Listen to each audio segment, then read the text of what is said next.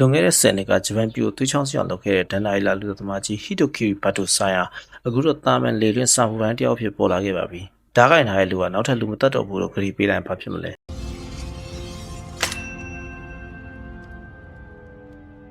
သူ့ခါမှာတော့လူတဖို့မဟုတ်တဲ့အသွားပြောင်းမြန်ဓာတ်လက်ကိုပဲချိတ်ထားပါတယ်။ဒါပေမဲ့သွေးဆုံးခဲ့တဲ့အတိတ်ကသူ့ကိုအေးအေးဆေးဆေးနေခွင့်ပေးမှလား။ခေတ္တရဲ့ရုံးမှမှုတွေကြားမှာလူမတတ်ရဆိုတဲ့ကြေကိုတီးဖို့သူဘယ်လိုရုံးကန်မလဲ။သူ့ရဲ့နူးညံ့တဲ့ပြုံးနောက်ကွယ်မှာပုံးကွယ်နေတဲ့ဘတ်တိုဆိုင်အစွမ်းဘယ်လောက်ထိကြောက်စရာကောင်းမလဲ။မင်္ဂလာပါခင်ဗျာ Film Fest ယူရီချနေနေပဲကြိုဆိုလိုက်ပါတယ်ဒီနေ့မှာတော့နောက်12ခုနှစ်မှာထွက်ရှိခဲ့တဲ့ဂျပန်နာမည်ကြီးစာမွေးစကားဖြစ်တဲ့ Rurouni Kenshin ဆိုတဲ့စကားကိုတင်ဆက်ပြပေးသွားမှာဖြစ်ပါတယ်စနစ်တာကာလအတွင်းမှာခန့်ရှင်းရသူ့ရဲ့သွေးစွန်းခဲ့တဲ့ဓာတ်ကိုဆွန့်လွတ်ပြီးတော့အသွားပြမှန်ဓာတ်ဖြစ်တဲ့စကာဘာတိုနဲ့အတူအပြစ်တွေကိုစေးကြောဖို့အတွက်လှည့်လည်နေခဲ့တာပါဒါပေမဲ့တိုကျိုမြို့ကိုသူရောက်လာတဲ့အချိန်မှာတော့မြို့ထဲမှာဘာတိုဆိုင်ဆိုတဲ့နာမည်ကိုသုံးချပြီးလူတွေကိုရဲဆက်ဆက်တပ်ဖြတ်နေတဲ့လူသက်သမားတယောက်ရှိနေတာပါဒီလူသက်သမားဟာခမ်မီယာကရှင်ဆိုတဲ့တန်းချောင်းရဲ့နာမည်ကိုသုံးချပြီးတော့တတ်နေတာဖြစ်လို့တန်းချောင်းပိုင်ရှင်ခမ်မီယာခေါရူတယောက်အခက်တွေ့နေရပါတယ်သူမကဘာတိုဆိုင်တူကိုလိုင်းလံဖမ်းဆီးနေလမ်းဘေးမှာအေးအေးဆေးဆေးလမ်းလျှောက်နေတဲ့ခန့်ရှင်းနဲ့စုံပါတော့တယ်ခေါရူကခန့်ရှင်းကိုဘာတိုဆိုင်စစ်လို့တန်တရားဝင်ခဲ့ပေမဲ့ခန့်ရှင်းရဲ့ဦးကြောင်ကြောင်ပုံစံလေးကိုမြင်ပြီးတော့စိတ်ချော့လိုက်ရပါတယ်ဒါနောက်တစ်ချိန်မှာကဘာကျော်မဲ့ဇလက်နှစ်ယောက်ရဲ့ပထမဆုံးတွေ့ဆုံမှုဖြစ်ပါတယ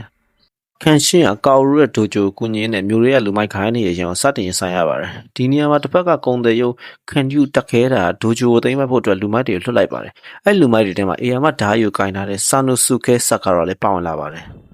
ဆာနိုဆူခဲကခန့်ရှင်းကိုဘတ်တိုဆိုင်စစ်မှန်တည်သွားတဲ့အခါမှာတော့စတင်ပြီးစိန်ခေါ်ပါတော့တယ်ဒါပေမဲ့ခန့်ရှင်းကပြင်းထန်တဲ့တိုက်ခိုက်မှုတွေလုပ်နေမဲ့ဆာနိုဆူခဲရဲ့စိတ်ဓာတ်ကိုအရင်ဆုံးပြောင်းလဲအောင်လုပ်နိုင်ခဲ့ပါတယ်ခန့်ရှင်းကငါတို့တိုက်ခိုက်နေရဘာအတွက်လဲဆိုတော့လက်တွေ့ပြလိုက်တဲ့အခါမှာတော့ဆာနိုဆူခဲကခန့်ရှင်းရဲ့အရင်ဆုံးတကယ်ချင်းဖြစ်လာပါတော့တယ်တစ်ဖက်မှာလည်းအတိတ်ကရန်သူကောင်ဆိုင်တိုဟာဂျီမဲကရဲရရှိဖြစ်ပြန်ပေါ်လာပြီးတော့ခန့်ရှင်းကိုမင်းရဲ့ခရီးကခစ်တဲ့မှာလုပ်ဖြစ်ပါမလားလို့စိန်ခေါ်လိုက်ပါတယ်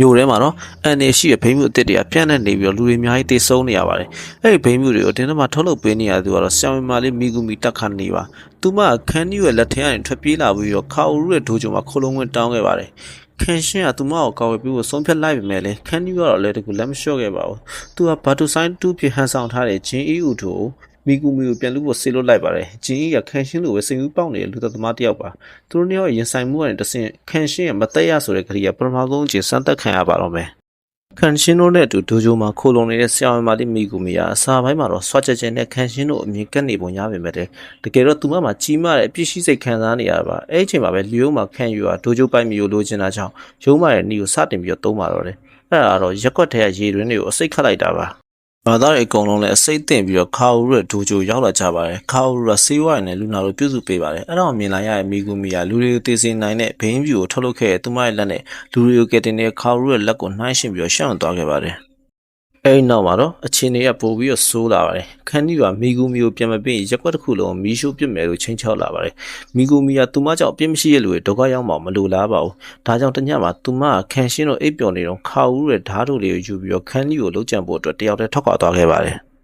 ်ဒါပေမဲ့လည်းခန်းနီရဲ့အိမ်တော်ရောက်တဲ့အခါမှာတော့သူမရဲ့လှုပ်ကြံမှုကမအောင်မြင်ခဲ့ပါဘူးခန်းနီကသူမကိုဖမ်းဆီးပြီးတော့ဗိမ်းမြူတွေဆက်ထုတ်ဖို့အတင်းကျပ်စိတ်ခိုင်းခဲ့ပါတယ်မီဂူမီကသူမရဲ့ကံကြမ္မာကိုလက်ခံလိုက်ပြီးတော့ဒိုဂျိုမှာငါ့ကိုလိုက်မရှာပါနဲ့တော့ဆိုတဲ့နှုတ်ဆက်စာလေးထားခဲ့ပါတယ်အန်ချင်းနဲ့ဆန်လိုဆူကဲရောနှစ်ယောက်မီဂူမီကိုကယ်တင်ဖို့အတွက်ခန်းနီရဲ့အိယာမအိမ်တော်ကြီးရှိကိုတက်တက်မဲ့မဲ့ရှောက်လာကြပါတယ်လူရကြီးရဲ့လက်ကင်ထုတ်တွေကသူတို့ကိုဝိုင်းထားပေမဲ့လည်းမတုံ့လှုပ်ပါဘူးခန့်ရှင်းကသူ့ရဲ့အမြန်နှုန်းကိုသုံးပြီးတော့ရန်သူတွေတယောက်ချင်းစီတကြောနဲ့ရိုက်ချိုးပြီးတော့ရှင်းထုံးနေချိန်မှာဆန်နိုဆူကဲကသူ့ရဲ့အေယာမဒါကြီးဇန်ဘာတိုကိုသုံးပြီးတော့လမ်းဖွင့်ပေးနေခဲ့ပါတယ်သူတို့နှစ်ယောက်ရဲ့ပေါင်းစပ်မှုကတကယ်ကိုအားရစရာကောင်းပါတယ်ငါတို့ကဒီကိုလာကစားနေရမဟုတ်ဘူးဆိုရင်ငွေတက်တော့သူတို့မျက်လုံးထဲမှာအတိုင်းအမြင်နေရပါတယ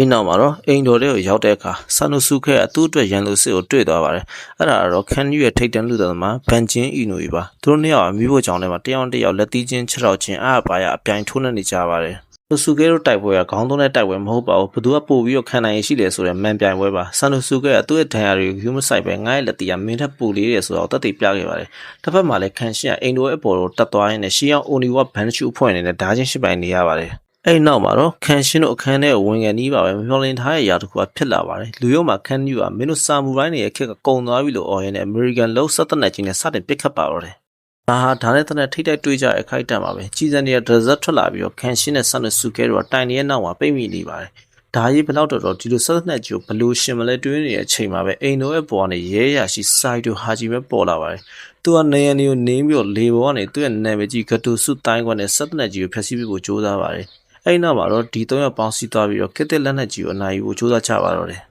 သူတို့ကဆက်တဲ့ကြီးကိုဖျက်ဆီးလိုက်ပြီးတော့ခန်းကြီးကိုနိုင်ယူနိုင်ခဲ့ပေမဲ့ဇလန်မပြီးသွားသေးပါဘူးသွေးဆနေတဲ့လူသမားဂျင်ရဲ့ဥတော်ကခါဦးကိုပြန်ပြီးဆွဲပြီးတော့ဖះเจ้าပြတစ်ခုစီကိုခေါ်သွားပါတယ်သူကခန်းရှင်းကိုစိန်ခေါ်လိုက်တာပါမင်းကလေးတီးပြီးတော့လူမတက်ပဲနေမလားဒါမှမဟုတ်မင်းချစ်တဲ့လူကိုကယ်ဖို့အတွက်လူပြန်တက်မလားဆိုတဲ့အချက်ရိုက်စရာရည်ချမ်းမှုကိုပေးလိုက်တာပါဂျင်ဒီကသူ့ရဲ့တန်အောင်သုံးပြီးတော့ခါဦးရဲ့တက်ရှူလမ်းကြောင်းကိုပိတ်လိုက်ပါတယ်မင်းကမတက်နိုင်2မိနစ်အတွင်းဒီကောင်မလေးတက်ရှူချက်ပြီးတိတ်လိမ့်မယ်လို့ပြောလိုက်တဲ့အခါမှာတော့ခန်းရှင်းရဲ့မျက်လုံးထဲမှာဘတ်တူဆိုင်ရဲ့သွေးဆနေအရေးအယောင်လေးပြန်ပေါ်လာပါတော့တယ်ဒီတိုက်ပွဲမှာတော့ကန်ချင်းကအရင်လိုလူလူညံ့ညံ့မဟုတ်တော့ပါဘူးသူ့ရဲ့လှူရှားမှုတွေကပြင်းထန်လာပြီးတော့ဂျင်းကြီးကိုအသေးသက်ဖို့ပဲအောင်စိုက်နေပါတယ်ဒိန်တွေကနေလျက်စီးလိုမြန်လုံးနဲ့ထွက်လာတဲ့ဘဒူဂျူစုတိုင်းကွက်တွေကြောင့်ဂျင်းတယောက်လူလက်ခံနေရပါတယ်ကန်ချင်းကဂျင်းရဲ့လက်ကိုတကြောနဲ့ရိုက်ချိုးပြီးတဲ့နောက်မှာတော့သူ့ရဲ့ဓာတ်သွားကိုပြောင်းပြန်လှန်လိုက်ပါတယ်အသွားစစ်ဘက်ကိုပြောင်းလိုက်တာပါသူကခါဦးကိုကယ်ဖို့တော့မတက်ရဆိုတဲ့ဂရီကိုဖြတ်ပြီးတော့ဂျင်းရဲ့လေပြန်ပိုင်းတော့မဲ့ချိန်မှာပဲမြေပေါ်မှာလဲနေတဲ့ခါဦးကအာတင်ပြီးတော့မတက်ပါနဲ့ကန်ချင်းလို့ပြောလိုက်ပါတယ်ဒီတန်ခန့်ရှင်းကိုငရဲတွင်းထဲကနေပြီးတော့ပြန်လဲဆွဲတင်လိုက်သလိုပါပဲအဲဒီနောက်မှာတော့ဂျင်ဒီကခန့်ရှင်းရဲ့ပြောင်းလဲမှုကိုကြည့်ပြီးတော့မင်းကလူသက်သမားပဲဒီနေ့ကျရင်မင်းလူပြန်တက်ရအောင်ပါလို့ပြောကကိုယ့်ကိုအဆုံးစီရင်သွားပါတယ်ခန့်ရှင်းကသူ့ရဲ့ဓာတ်ကိုသိမ်းပြီးတော့သတိမိနေတဲ့ခါဦးကိုဖွင့်ချီကဒိုဂျိုပြန်လာခဲ့ပါတယ်အသိငန်းမှာတော့ခါဦးလူလာတဲ့အခါမှာခြံထဲမှာအဝင်လန်းနေတဲ့ခန့်ရှင်းကိုတွေ့လိုက်ရပါတယ်ကြိုးစိုးပါတဲ့ခန့်ရှင်းလို့သူမနှုတ်ဆက်တဲ့အခါမှာခန့်ရှင်းကနှွေးထွေးတဲ့အပြုံးနဲ့ကျွန်တော်ပြန်ရောက်ပါပြီလို့ပြန်ပြေးလိုက်ပါတယ်အတိတ်ကသွေးဆုံးခဲ့တဲ့လူသက်သမားဘတ်တူဆိုင်ကအခုတော့သူနားခွာမဲ့အိမ်ကိုရှာတွေ့သွားပြီဆိုတာပြသရင်နဲ့ဇလန်ကလှပပလေးဆုံးသက်သွားပါတယ်ဒီနေ့ဗီဒီယိုလေးကိုဆုံးထိကြည့်ပေးတဲ့ကျေးဇူးများကြီးတင်ပါတယ်နောက်အပတ်တွေမှာလည်းစိတ်ဝင်စားတဲ့ရုပ်ရှင်တွေနဲ့ပြန်လာခဲ့ပါမယ်ကျွန်တော်တို့ရဲ့ YouTube channel လေးကို like subscribe လေးလုပ်ထားဖို့မေ့နေအောင်နော်